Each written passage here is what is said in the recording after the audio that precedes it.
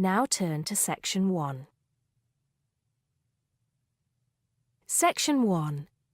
You'll hear a student asking for advice on her accommodation.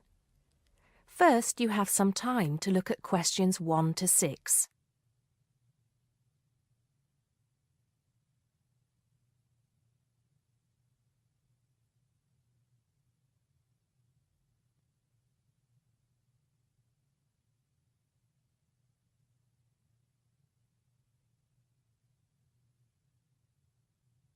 You'll see that there is an example which has been done for you.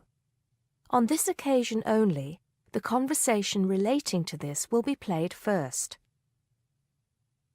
First, can you give me your name and address, please? Yes, I'm Maria Dominguez.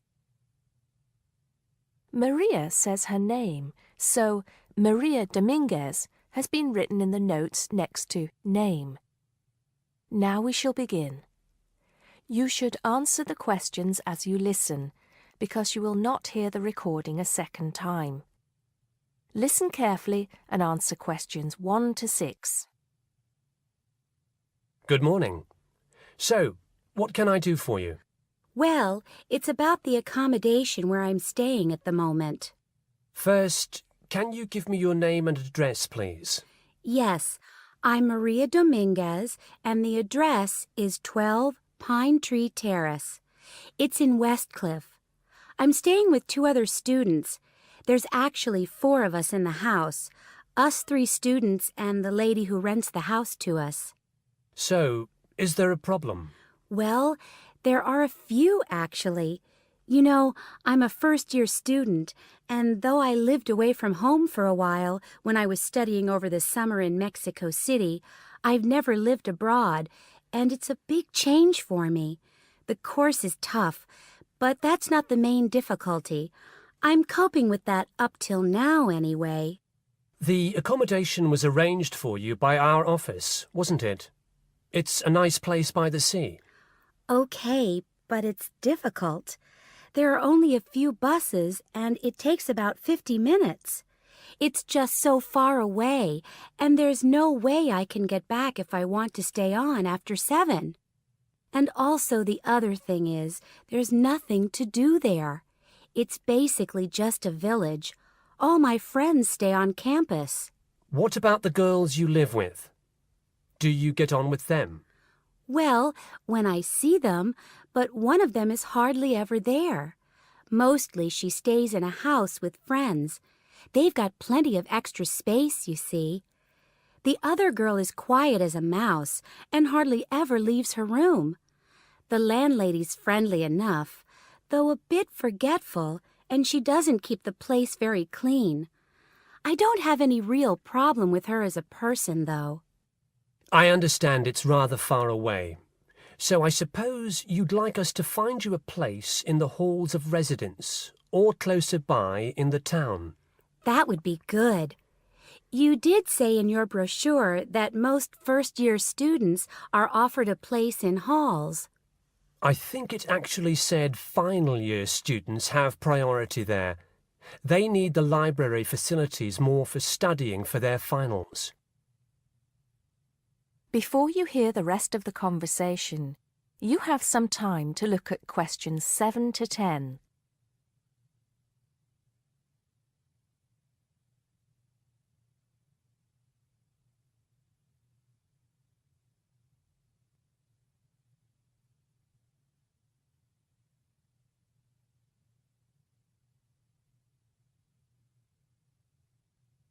Now listen and answer questions 7 to 10. Anyway, let's see what we can do. Just a moment, I'll check what might be free. Sometimes students drop out or move from halls, though we were full at the beginning of term. By the way, have you checked the student notice boards? You know there's one in each of the 4 colleges, don't you? There are often requests for people to share houses, and it can be quite cheap. No, I hadn't thought of that, but it's a bit of a risk living with complete strangers. Now, I see there's a room free in Hillside College. That's the one with the tall tower, right? That's it. It's the smallest college and has a reputation for being quite fun. Oh, but it's a shared room. Would you consider that? That's going to be a problem for studying, isn't it? What if she plays music all the time, and maybe we won't have anything in common? Maria, I see you're studying history. So is this girl, Francesca. She's Italian. Well, at the moment I'm doing the General Humanities course, which includes history, but actually I'm planning to change to literature quite soon. That's not the thing, though. I really want a room on my own. Right. I'm afraid I don't see any other openings. There's nothing showing up on the computer, at least on campus. Well, if I have to stay where I am now, I'm going to find it more and more depressing. Here's one more thing we can try. The university owns several places on the Thanet Road and also by the West train station. Both of these are about a 20-minute walk down the hill. They're not the newest of buildings, but I could check for you. Can you come back tomorrow? Oh, no, that's Saturday. What about Monday? Yes, sure. I'd really appreciate it if you could do something for me. Let's hope so. That is the end of section 1. You now have half a minute to check your answers.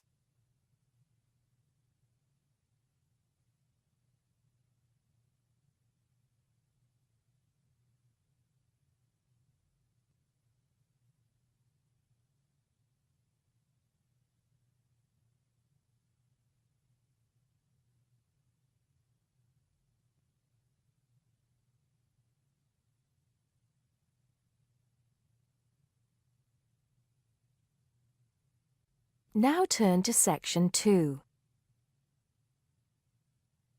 Section 2.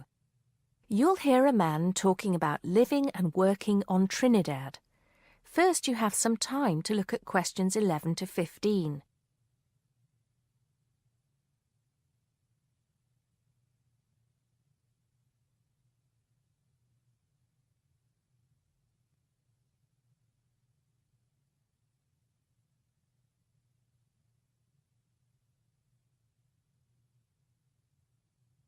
Now listen carefully and answer questions 11 to 15. Hi, I'm Steve Pinfold, and I'm here today to tell you about my gap year, which I took about 20 years ago. Unlike many students these days who go travelling or get some work experience between school and university, I decided to do something completely different after finishing my degree. I applied to work for a charity organisation. What it does is it sends people with particular skills to countries where those skills are needed. Apart from having some experience teaching English to summer school students, I didn't have any particularly useful skills, I thought, but luckily I was still accepted. I had to find the money for the flight, but you get free accommodation. I stayed with a family of 5. And you do get paid, but not much. It's a bit like pocket money, enough to get by. I worked in an orphanage and taught English at a local school. Where was I? Well, originally I was going to be sent to a village in India, but at the last minute the organisation decided to send me to Trinidad. Now, this is a fascinating place. It's an island in the Caribbean. Well, in fact, the country is actually 2 islands. The smaller one is called Tobago, which is connected somehow to the word tobacco. Anyway, there I was, a young white guy living and working on an island which is mostly a mixture of descendants from Africa and India. The Africans were originally brought over as slaves, and the Indians came later as indentured workers. That means they agreed to come for a specific time, but many of them stayed. There are also some Trinidadians of Chinese and British origin, though the native inhabitants were basically wiped out by colonialization. I myself felt completely accepted and had the time of my life. The language everyone speaks is English, so there was no problem for me there, but some concepts don't quite translate. They're pure Trinidadian. There's the term liming, for example, which means sitting around watching the world go by. Also, there's the famous carnival, when the whole island is taken up in playing mass.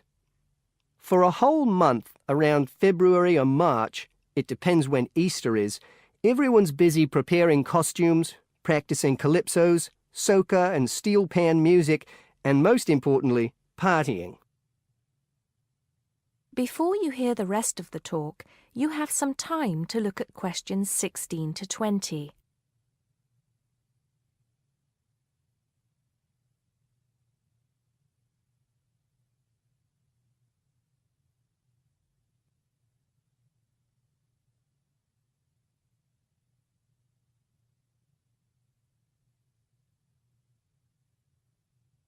Now listen and answer questions 16 to 20. When the actual official carnival starts, it's days of 24-hour dancing in the streets. In Trinidad, it's called whining.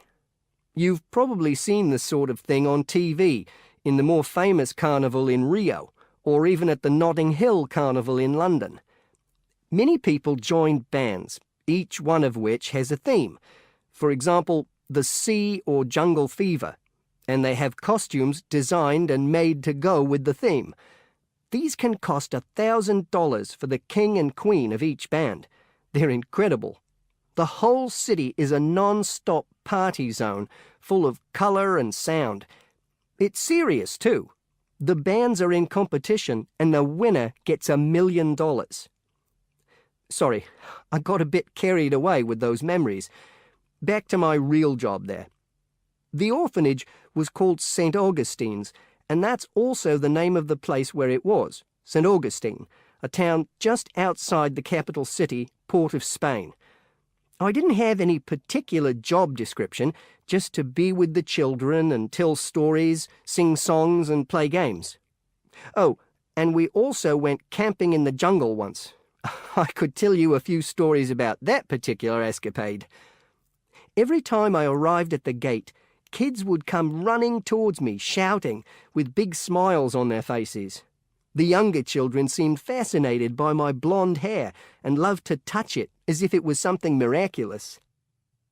The English teaching I did 2 days a week in a primary school for 6 to 11-year-olds. The kids may have been poor, but they all wore neat and clean uniforms and were so respectful and enthusiastic. I've now been teaching for many years in different countries, and I still think those were the best students I've ever taught. What else did I do while I was there? I swam a lot. Can you imagine what it's like swimming with dolphins and with pelicans diving into the sea right next to you? More seriously, I trained to be a Samaritan. That's someone who listens and supports people who have problems with their lives. Overall, what I took from the experience was a sense of being in another culture, or rather cultures. As humans, we all share many characteristics, but we express ourselves in various ways. In Trinidad, there are lots of different communities and religions, and so many different kinds of festival to see. Hindu, Muslim, Christian, as well as some rather mysterious African traditions. There are quite a few Rastafarians too. Trinidad is, as Americans are fond of saying of their own country, a melting pot where everybody is greeted warmly. Go and see for yourself. I'm not sure how it's changed since I was there, but I'd love to find out. That is the end of section 2. You now have half a minute to check your answers.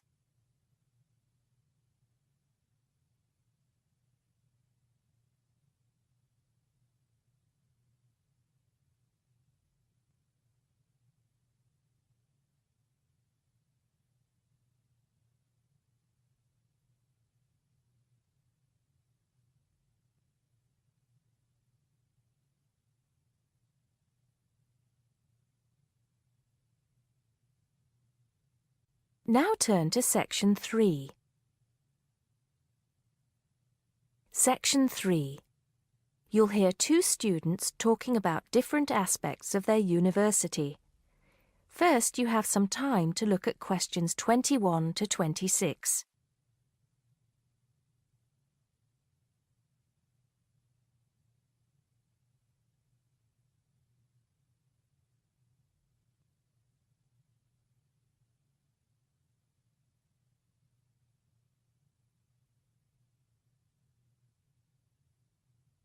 Now listen carefully and answer questions 21 to 26. Great party last night. You should have come. But anyway, so what have we got to do here? We are supposed to fill this form in by ourselves, but I'm sure it's okay if we chat about it first, don't you think? Yeah, sure. So, there are 10 questions and we've got to tick numbers 1 to 5 for each question.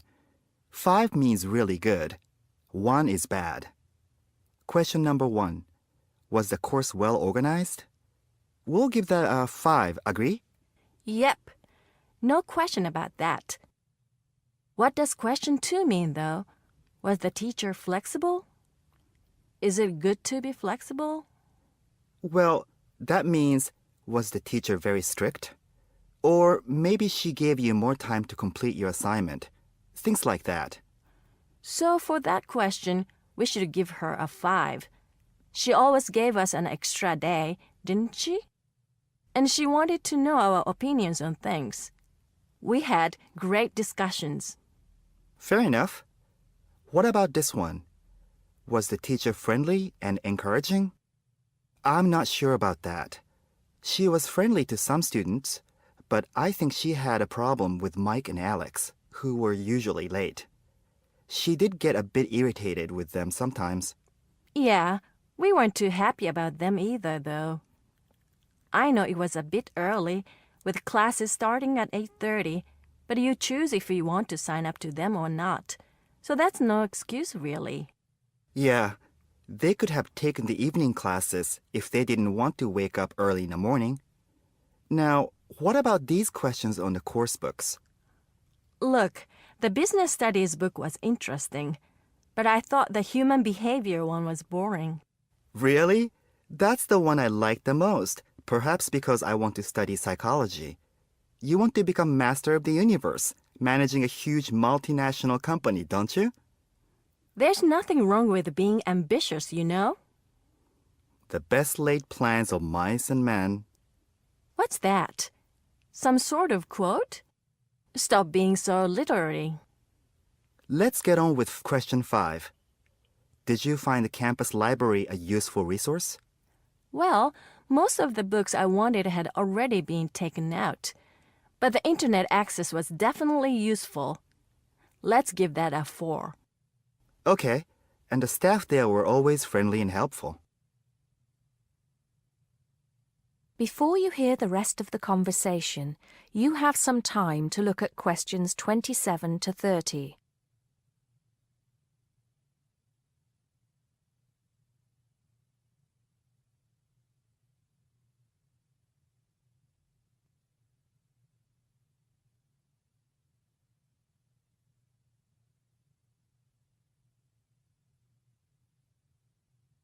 Now listen and answer questions 27 to 30. Now, what's this? You know, they keep going on at us about how we don't use the off-campus library enough. I suppose this question is to test if we know where things are there. So here's a plan of the library. You use it more than me. I've only been there once, actually. You tell me. Right. So as you go in, the librarian's desk is on your right. Directly opposite is the section for new publications, new books the college has acquired.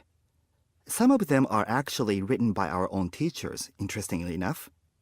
Then there's lots of seating and the computers. Behind that, we've got the periodicals, newspapers and magazines.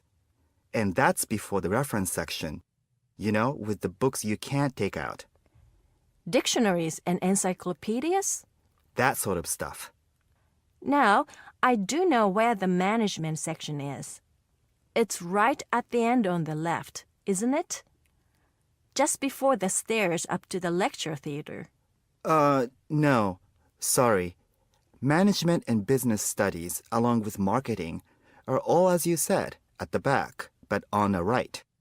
Oh, so what's on the left then? That's the fiction section, or literature. Now, if you want to photocopy something, where do you go? I think I remember. Isn't it one of the rooms after the entrance on the right? Yeah. It's between the multimedia room and the seminar room. They're all behind the librarian's desk. What about the toilets? For those, you have to go downstairs. That's where the computer studies section is too, for some reason. Let's get on with the next question. That is the end of section 3. You now have half a minute to check your answers.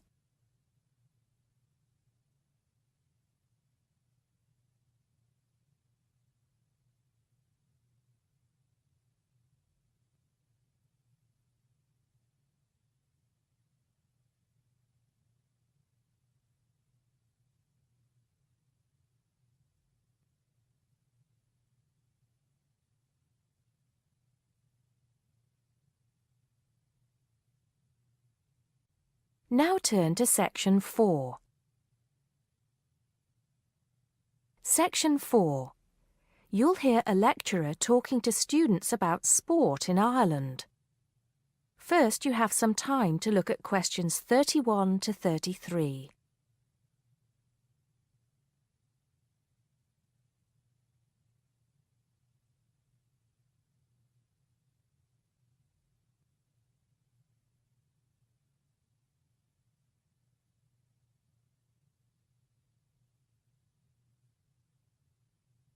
Now listen carefully and answer questions 31 to 33. Now, today we're going to be finding out about the most popular sports in the Emerald Isle. That's Ireland, of course. Can you guess what they are? Well, there are these two lesser-played games, a form of rounders and Gaelic handball. But we'll start with one which is perhaps over 3,000 years old, arriving in Ireland with the Celts, some claim. That may be a slight exaggeration, but I consider it to be the fastest field game in the world, and it goes by the name of hurling. Well, that's what it's known as in the English-speaking world anyway. So, what do you have to do? You've got 15 players on a team, one of them the goalkeeper. Each one has a stick called a hurley. Here you are. I've brought mine along. Had it since I was at school. This is what it looks like, and basically you have to get this ball, called a sliotar, that's S-L-I-O-T-A-R, so it's not spelt the way it's pronounced. You hit it into the net for 3 points, or you can hit it over the net for 1 point. The goal looks like the letter H, with the net under the crossbar. The goalie has a bigger stick than the others to help keep the ball out. You can also catch the sliotar and run with it for 4 steps maximum, or bounce it on your stick. Is that clear to you all? I'll be showing you a video a bit later, so you can see what a game actually looks like. You might like to think of it as a mixture of lacrosse, hockey, and baseball. Oh, and it's played by women too, but it goes by the name of camogie in that case. Before you hear the rest of the talk, you have some time to look at questions 34 to 40.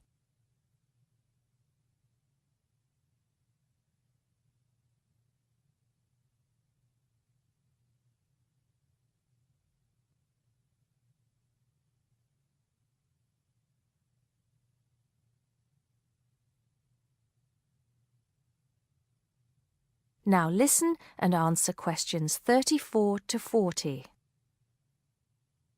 I'll give you a bit of the history, shall I now? Generally, the golden age of the game is considered to be the 18th century. But systematic rules were first agreed and drawn up at that great shrine of learning, Trinity College Dublin, in 1879, founding the Irish Hurling Union, closely followed just a few years later by the formation of the Gaelic Athletics Association. With greater organisation last century, the All-Ireland Hurling Championship got off to a flying start, and I'm proud to say that my own native city of Cork has won more than 20 titles over the years. But then, so have Kilkenny and Tipperary. Is it only played in Ireland? No. Well, it is the only country with a national team at the moment, but you may be surprised to discover there are hurling clubs in London, as well as in America and Argentina, to name just a few. The other game I'd like to take a little time to introduce you to is Gaelic football, which is played on the same pitch as hurling with the same number of players, but there's no net. You just have to get the ball over your opponent's goalposts, and you can do that by kicking or punching the ball. However, you're not supposed to do that to the players, I might add. Imagine it as a combination of soccer and basketball. But in my opinion, it's a more exciting spectacle than either of those. Excuse my bias, if you will. It's also very popular with women. In fact, there are more women's teams than for any other sport. Whether despite or because of the physical contact involved, I wouldn't like to say. They do play a shorter game, 60 minutes, rather than the men's 70. So, let's have a look. If we can have the lights down, I'll see if I can get this technology to work. That is the end of section 4. You now have half a minute to check your answers.